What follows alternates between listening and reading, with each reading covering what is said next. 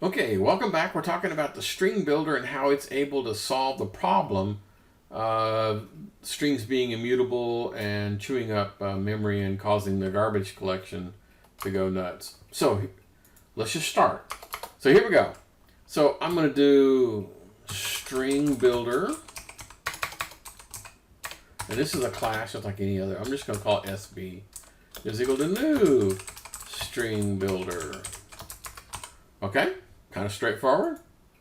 Now, and then I want to do, let's just do something similar to what we did before. Well, okay, maybe not. Let's just start with SB, and I'm going to do append. Well, this is how you add a string to a string builder, append. And so I'm going to say, I don't know, like Mary had a, maybe with a space. And then SB append little lamb. Okay.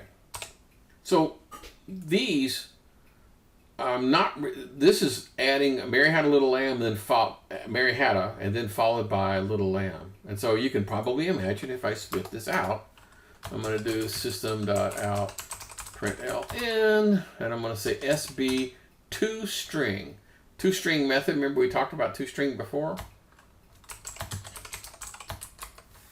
So let's go see what it looks like. And it shouldn't be any real surprise here, right? Yeah, it came out, Mary had a little lamb. Okay, so it does some really cool stuff. It allows me to append without causing any performance issues. Now, before we go in more about what the string builder can do, we need to have a talk about how the heck it does its magic. Yes, this is a deep dive, and yes, you're gonna have to pay attention. Okay, so it looks like, and I've told you this doesn't have any performance hit whatsoever. I can put this inside a loop all day long and it'll always work. And it'll never have a performance issue like we did up here. So how does it do that? How on earth does a string builder apparently somehow overcome the fact that strings are immutable? Is that possible? No.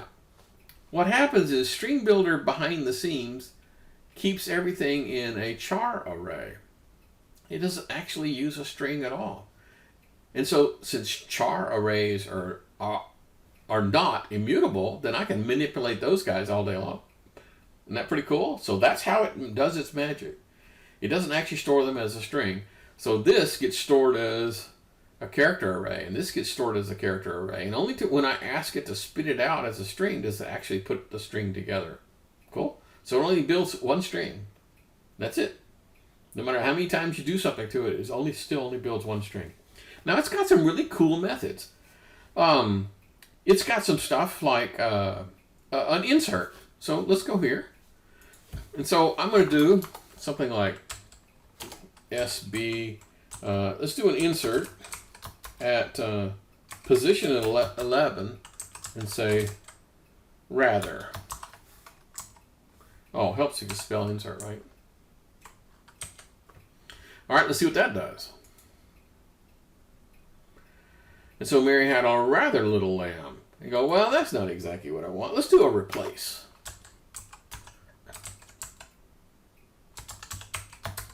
So I want to start with position 11 and go to position 17.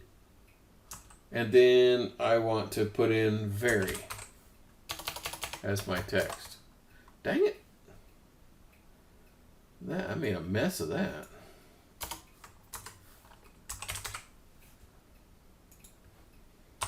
Okay, let's see what that does.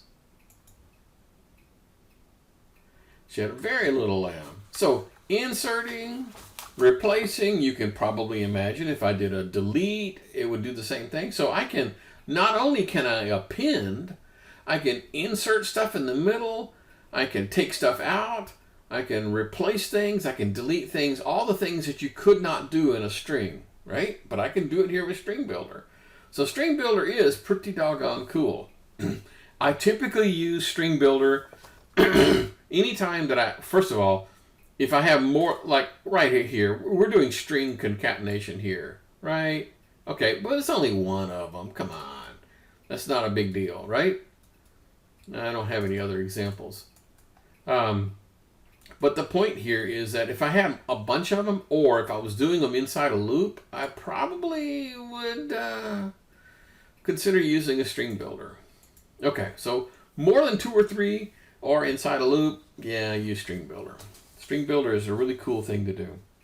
Now, the next thing you're going to talk about is what's called tokenizing. Ooh, tokenizing.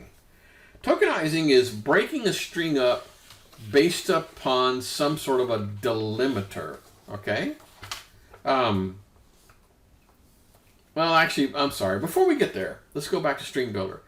You could put a number here because string builders doesn't know how big the string is going to be. And so behind the scenes, what it does, it starts like with a size of like 16, and if that doesn't work, it goes to 32, and if that doesn't work, it goes to 64. If that doesn't work, it goes to 128. And if that doesn't work, so as you build the array, it's going to have to stop and resize itself, which is kind of weird. So if you kind of sort of knew in advance how big this thing was, you could tell it right here what you think the size is.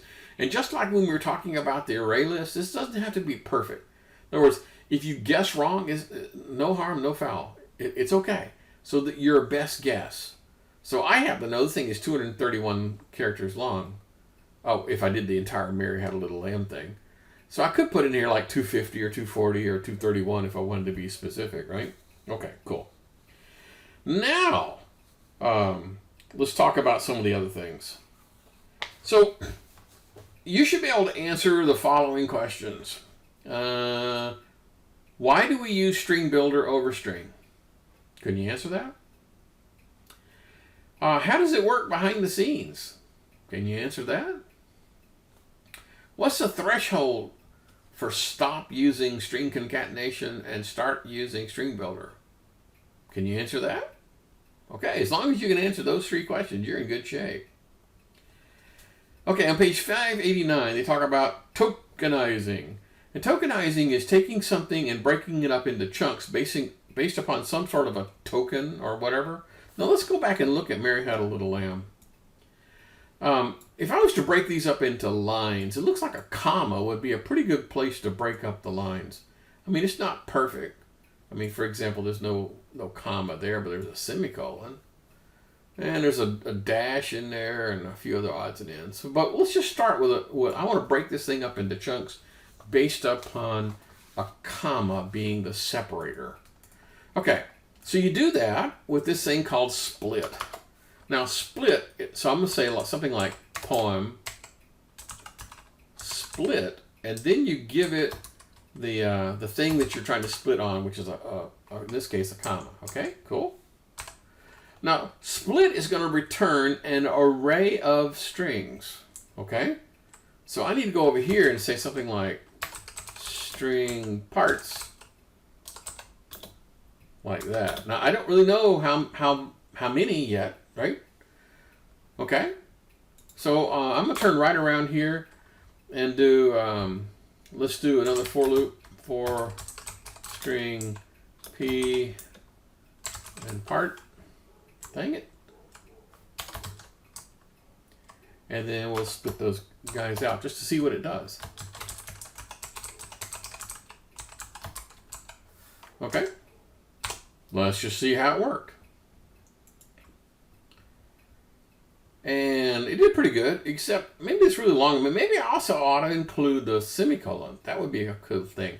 Well, turns out this string is a thing called a regular expression. Now, I'm not going to explain too much about regular expression. If you really want to know about regular expressions, you need to come take the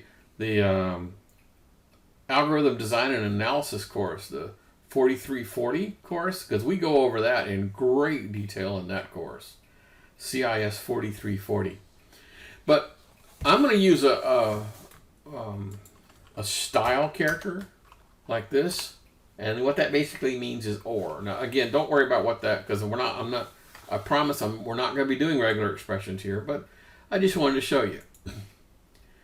So now it ought to look a little bit shorter, because now we have the comma or. Now notice that it consumed the token.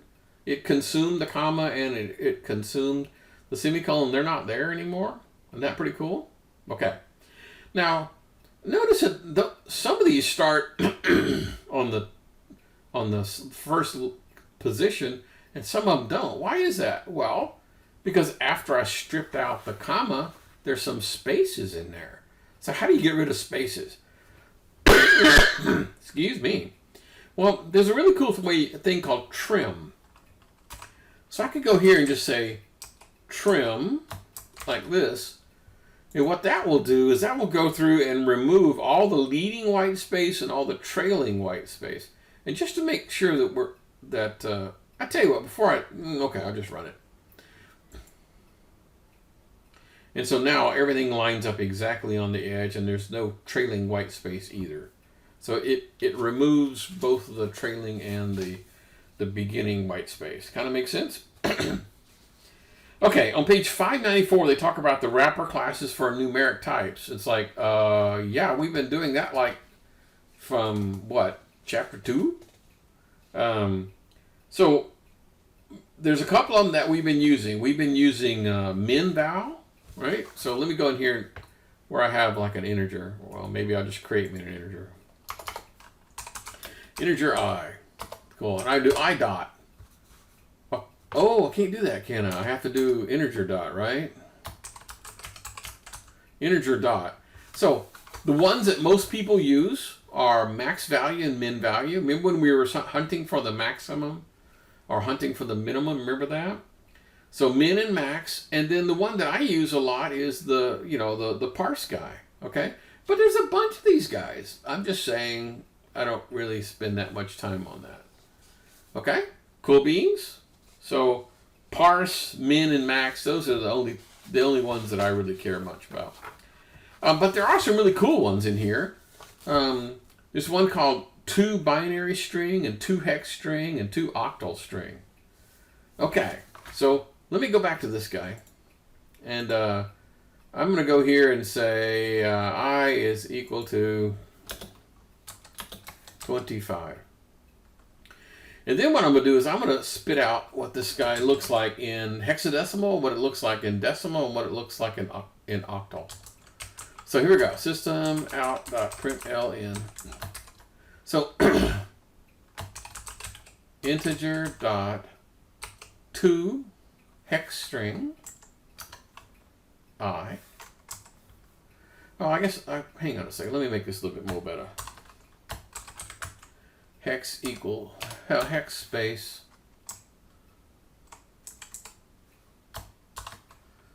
and then let's do decimal next.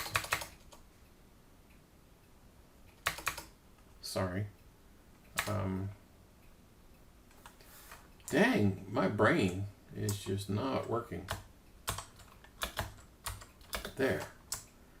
Whew, okay, now we're cooking. So then I want to do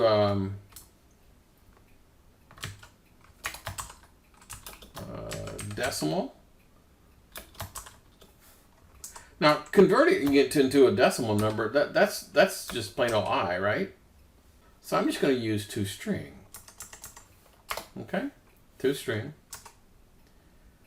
And then I'm going to keep going and we'll go do the hexadecimal one, or the octal one, sorry. We already did that one. So, octal plus integer 2 octal string. Okay. Now, if I got all my parentheses right, which may not be the case, let me run this to make sure.